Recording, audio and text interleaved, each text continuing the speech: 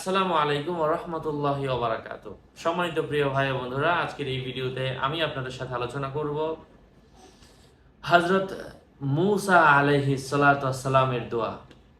আপনি একটু চিন্তা করে দেখেন, একজন নবী এই দোয়াটা আল্লাহ তাআলার কাছে করেছেন। আল্লাহ তাআলা এই দোয়াকে পছন্দ করে কোরআনে কারীমের মধ্যে উল্লেখ করে দিয়েছেন। সেই দোয়াটা আজকে আমাদের সামনে আমি আপনাদের সামনে শেয়ার করছি। ইনশাআল্লাহ এই দোয়াটা যদি কেউ পাঠ করে, আল্লাহ সুবহানাহু ওয়া তাআলা আপনাকে নিয়ে আর কেউ ঠাট্টা করবে না। আপনি যদি একটু শর্ট হয়ে থাকেন, আমাদের গ্রাম্য ভাষায় বলে বাইট্টা হয়ে থাকেন, বাইট্টা বাডুল হয়ে থাকেন, অথবা অনেক এলাকায় বলে পুটুল, অথবা এক এক এলাকায় এক একটা ভাষা আছে, অথবা শর্ট হয়ে থাকেন, খাটো হয়ে থাকেন। বইয়ের ভাষা হচ্ছে খাটো হওয়া, শর্ট হওয়া।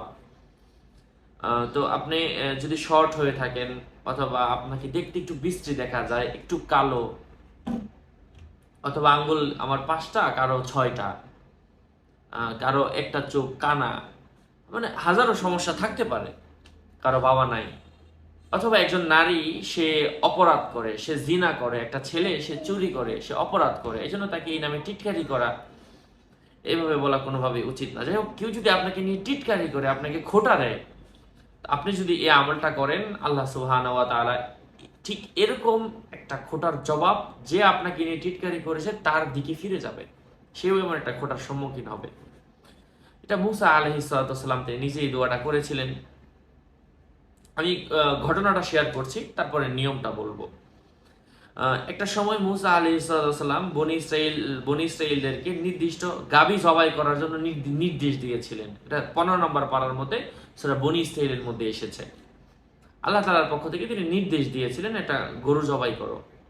তখন তারা বলল, হে মূসা, আপনি আমাদের সাথে ঠাট্টা বিদ্রুপ করছেন। এই সময় মূসা আলাইহিস সালাম তিনি এই দোয়াটা করেছিলেন।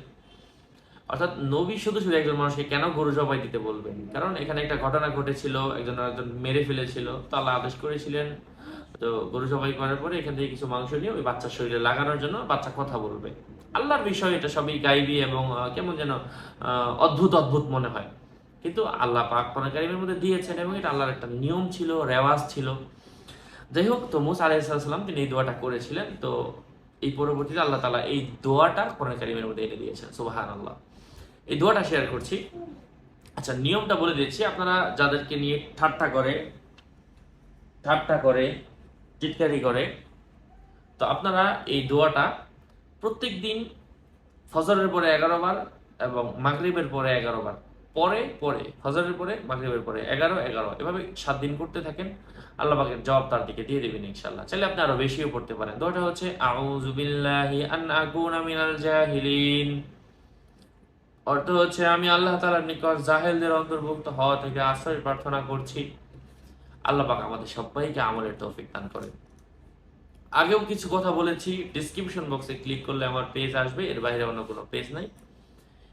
সবাই বুঝে, 2-1 জন কর্মী আছে যারা বুঝে না, নতুন মোবাইল কিনে ব্রাউজিং শুরু করছে, লেখাপড়া তেমন করে নাই, তো তারাই ঝামেলাগুলা করে যে হুজুর আপনার সাথে আমি কথা বলছি, আপনার সাথে মানুষের সাথে আমার চ্যাটিং করার টাইম আছে। সাবধান হন। আমি হাজার হাজার মানুষের সাথে কিভাবে চ্যাটিং করবো? এই জন্য সাবধান। আমার কোনো ইমো নেই, হোয়াটসঅ্যাপ নেই, কিভাবে আমি আরেকজনের সাথে সারাদিন কথা বলি? যাই হোক, সাবধান। আসসালামু আলাইকুম ওয়া রাহমাতুল্লাহ।